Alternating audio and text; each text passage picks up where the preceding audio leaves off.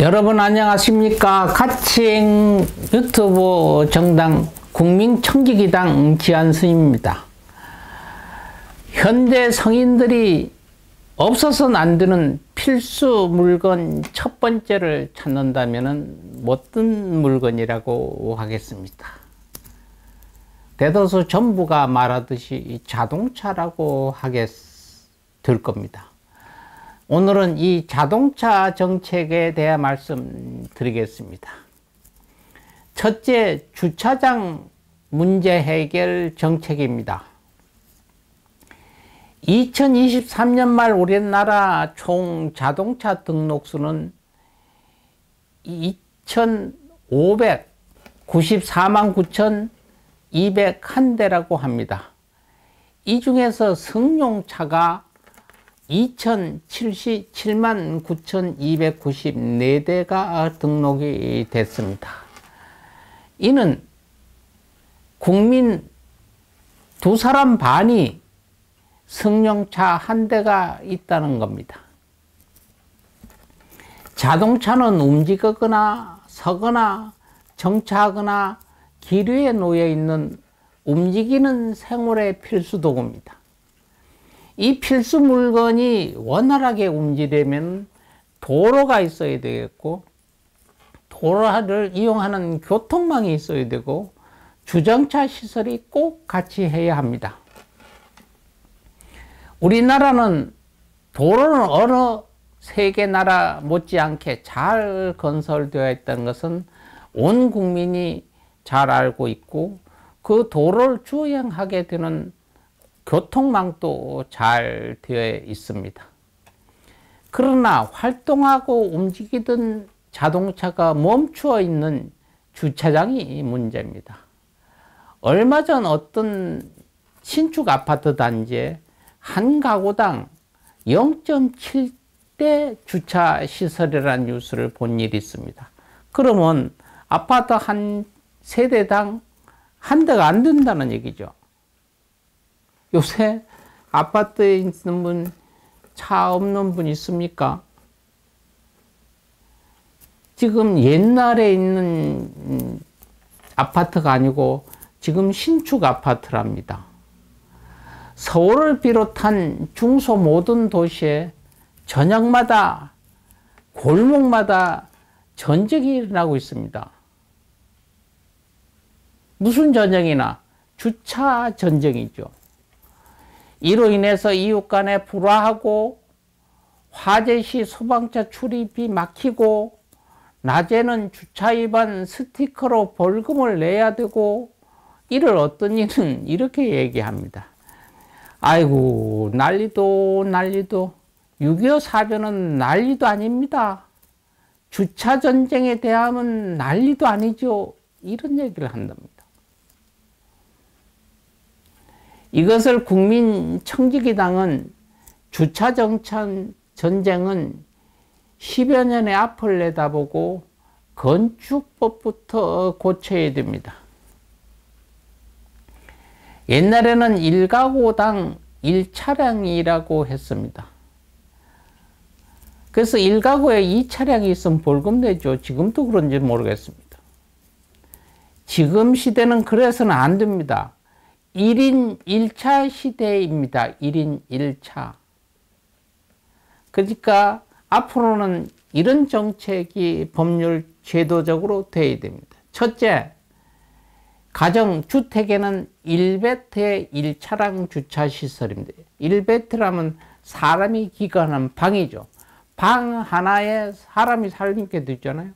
그럼 방 하나에 차 하나 주차시설이 허가가 되죠. 그러니까 내가는 우리 건물은 단독주택을 짓는데 방이 3개다 하면은 주차를 3대를 세울 수 있는 장소로야 됩니다. 아파트에 방이 2이다 하면 아파트 세대당 주차시설이 2대로 되어야 합니다. 두 번째는 공동적인 식당 사업적인 관계입니다. 식당에는 원 테이블당 테이블 하나당 1주차량 주차시설입니다. 그러니까 식당을 차리고 앞에 주차 시설이 있어야 되잖아요. 그러면 이 테이블, 밥상 테이블, 밥상 테이블 하나에 차량을 하나 주차를 할 수 있는 주차 공간이 있어야 식당 허가를 내준다는 거죠. 또한 주차 면적입니다. 여러분들도 그랬습니다만 저는 조금 전에도 그랬습니다만 차가 전폭 있잖아요. 길이 전장 폭. 그래서 차를 그대로 이렇게 맞춰요. 어떤 차로 인해서 만드는지 요새는 대형차가 많지 않습니다. 소형차, 중형차로 맞췄는지 소형차를 갖다 세우면 옆에 조금 문을 열고 겨우 나올 수가 있습니다. 중형차나 대형차를 세우면요, 밑에 주차 선 있잖아요. 그게 턱 있어요. 그럼 옆에 똑같은 차가 섰으면은 문을 열 수가 있는 게 10cm가 안 되죠. 어떻게 하라는 얘기인지. 이거 어떻게 하라는 얘기인지. 정부나 정책적으로 이건 안보는 본인이 정책을 하는 사람들은 본인이 운전 안 하고 운전수를 두고 있어서 그런지는 모릅니다. 그러니까 이 주차 면적은 어떻게 해야 되느냐. 이것도 법적으로 정해야 됩니다. 저희는 주차 면적은 최신 승용차 전폭의 150% 면적. 여기 1m 1m자 생각하면 1m 50이래야 되죠. 그래서 전체 다 세우면 반 정도, 문 반 정도를 열 수가 있죠. 이런 문제가 해결되어야 됩니다. 이것은 여러분들 미국의 법이 있는 이대로 카피를 해오면 돼요. 새롭게 만들 일이 없이. 미국에는 차를 세우고 옆에 문이 이렇게 하잖아요. 열면은 저쪽 차하고 이쪽 차하고 차 문이 하나 이렇게 이쪽으로 열면은 닫아도 안 닫게 돼 있어. 문짝이 열려도.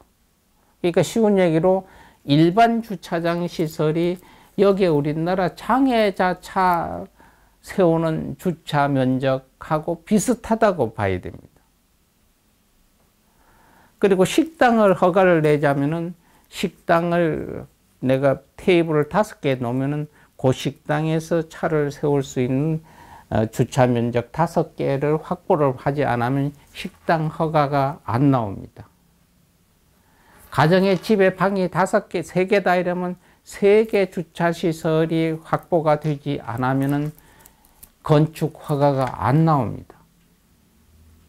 며칠 전 하남시 새로 개발해가지고 작년도에 지었던 골목 이런 데 가봤습니다. 이건 다세대 주택들이 쭉 있고 이랬는데 요새 새로 짓는 지역인데도요. 차량이 있고 차를 그냥 주차 시설 어떻게 됐는지 옆에 오토바이 하나 지나가기도 힘들어요. 밤 되니까. 주택 문제, 사람이 사는 문제 해결한다고 생각하면서 면적을 점점 줄이잖아요. 일조량 관계도 없이 그냥 면적, 사람 많은 방들이냐 집을 지을 수 있는 면적을 줄이는 데죠. 그러면은 자동차는 이고 있습니까? 지고 있습니까? 우리 집에 들어가기 위해서 몇 킬로 밖에 저기 도로 밖에다 갖다 차 세워놓고 2, 3킬로 걸어와야 됩니까? 아니잖아요. 좁은 땅일수록 개혁성이 있습니다. 사람은 필수적으로 활동할 수 있는 자동차인데 가정에서 꼭 건축법에 자동차 확보량, 우선 주차 면적이 얼마 크기에 배트에 방의 숫자에 따라서 1차량 이런 건 건축법에 허가법에 정해져 있으면은 점차적으로 해결될 문제입니다. 그리고 지금 현재 있는 것은 도시계획성이 있었을 때는 주차장 확보를 위해서 이런 문제도 좀 해결해야 된다고 보겠습니다. 두 번째는 사회적으로 큰 문제가 있는 음주운전 정책입니다. 음주운전은 단속이나 처벌로 해결될 문제가 아닙니다. 2022년 말 음주운전 단속에 13만 명이 적발됐다고 합니다. 그 중에서 980명, 근 1000명은 적발 건수 7번이나가 된다고 합니다. 이 음주운전 13만 명 중 음주교통사고 통계를 보면은요, 음주 차량에서 교통사고가 난 것이 22년 말에 15,059대라고 합니다. 그러니까 음주운전 교통사고는 15,059명이 했다는 얘기예요. 여기서 사망이 214명, 중경상이 24,261명이라고 합니다. 이 숫자는 매년 줄어드는 게 아니라 점차 증가한다는 것은 음주운전 처벌 규정이 약하다는 증거이기도 합니다. 현재 굉장히 복잡하게 되어 있습니다. 혈중 알코올 농도가 0.03% 이상일 경우는 운전면허 정지와 500만 원 이상의 벌금, 0.08% 이상인 경우에는 운전면허 취소 1년과 500만 원 이상의 벌금, 2회 이상 면허 취소는 2, 3년 동안 이렇게 규정이 여러 가지 난해가 있어요. 이렇게 복잡하게 할 필요가 없습니다. 반면 우리 그러면 이 음주운전이 전 세계적으로 각 나라들은 어떻게 처벌하나 한번 보겠습니다. 가까운 일본입니다. 일본은 술을 먹은 사람은 의당 단속을 해야 되겠고, 술자리에 같이 한 사람, 그 차에 안 타고 조사를 해서 누가 술 같이 먹었다고 해서 같이 먹은 사람 또 650만 원 내서 지역형은 2 내지 3년형. 야, 술 먹어라 이렇게 고나는 거 있잖아요. 한국 사람 고나듯.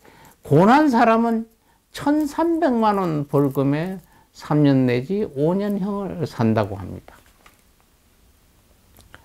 아시아 말레이시아는 사고 즉시 감옥을 갑니다. 어떤 사람이 인사사고 죽었든지 다쳤든지가 아니고 사람이 아닌 대물사고만 나서 무슨 물건을 받았다든가 건물을 받았다든가 이런 일이 생겨도 즉시 감옥에 갑니다. 수감하죠. 그런데 본인만 수감하는 게 아니라 집에서 그냥 잠자고 있는, 놀고 있는 배우자, 부인, 남편도 함께 감옥에다가 감금한답니다. 사고를 안 내고 음주운전하다가 적발이 되면은요, 그 집 전 가족을 그 차에 안 탔더라도 남편이 혼자 음주운전하다가 걸렸어요. 그러면 집에 있던 가족, 아내, 아들, 딸 전부 다 싣고 한 40km 밖에다가 갖다 놓는답니다. 그리고 집에까지 걸어 오도록 조치를 한답니다. 얼마나 가족들이 아버지, 남편을 원망하겠습니다. 미국에는 각 주마다 조금씩 틀립니다. 워싱턴 주는 인사사고를 내면은 징역 50년을 무조건 선고하고요. 음주운전은 무조건 차량은 압수를 합니다.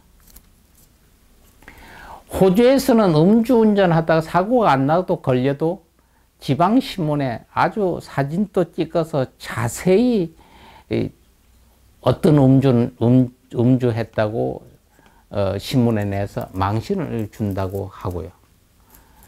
태국에서는 음주운전하다 걸리면은 사고를 안 내고 걸려도 어떻게 하느냐? 영안실 있지 않습니까? 사람이 죽어 있는 영안실에 봉사한답니다. 죽은 사람이 시신을 목욕도 시키고 염도 하고, 음주하다 보면 이렇게 된다고 하는 걸 경험을 하도록 시킨답니다. 폴란드는 한 달 급여를 무조건 압수를 한답니다. 뉴질랜드는 차량도 몰수를 하고요.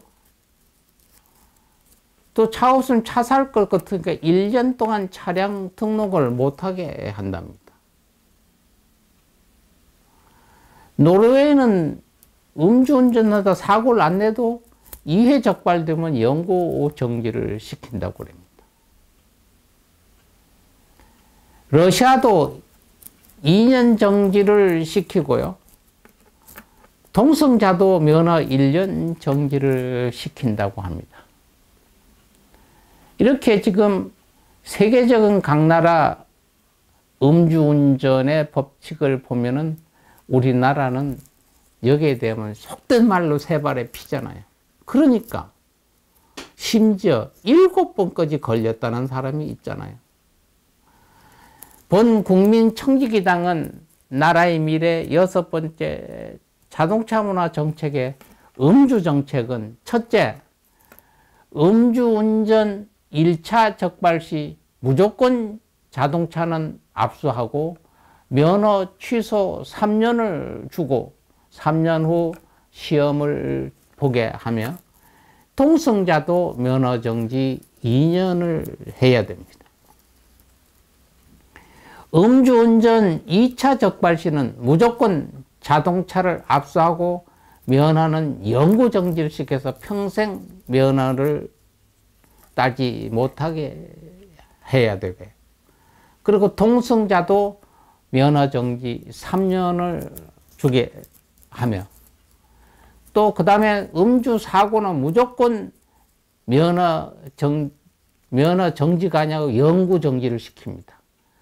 음주운전해서 사고를 냈을 때 사고의 어떤 경정을 따지지 않고 무조건 대물이나 대인 어떤 사고로도 내면 면허를 영구 정지를 시키고 동성자도 면허 취소 3년 후 시험 보게 할 것입니다.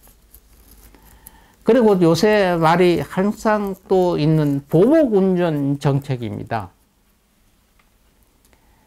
보복운전이 적발되면은 운전자 자동차는 무조건 압수, 면허정지 2년 후에 본인이 몰고 다니는 자동차에 이 양반은 보복운전했다는 스티커를 차에 표시하게 할 것이고, 동승자는 면허 1년 정지를 해야 됩니다. 우리 시대에 꼭 필요한 자동차 문화 정책이 우리는 꼭 필요합니다. 이런 강력한 정책이 있지 않으면은 지금도 각 나라 세계 어느 나라에 비해도 대한민국처럼 미덕한 이런 정책은 없잖아요. 이런 건 과하다 그래가지고 피켓 들고 대통령실 앞에 가 데모한다든가 광화문 거리에 토요일날 만나서 이런 정책은 너무 과하다 다하다 안 할 겁니다. 많은 국민들이 좋아하죠. 다시는 차를 음주를 하고는 차 옆에 가지 않게끔 하는 것이 최고입니다. 그러니까 더한 저희 가칭 국민청지기당이 자동차 문화 정책, 음주운전, 주택 문제, 주정차 문제, 보복운전 문제, 저와 같은 정책을 하는 정당이나 후보에게 여러분 꼭 투표해 주시고, 저에게는 구독과 좋아요 주시면 더욱 용기 얻어 새로운 정책 발굴에 노력하겠습니다. 여러분, 오늘은 어제보다 더 좋은 날이 될 것입니다. 감사합니다.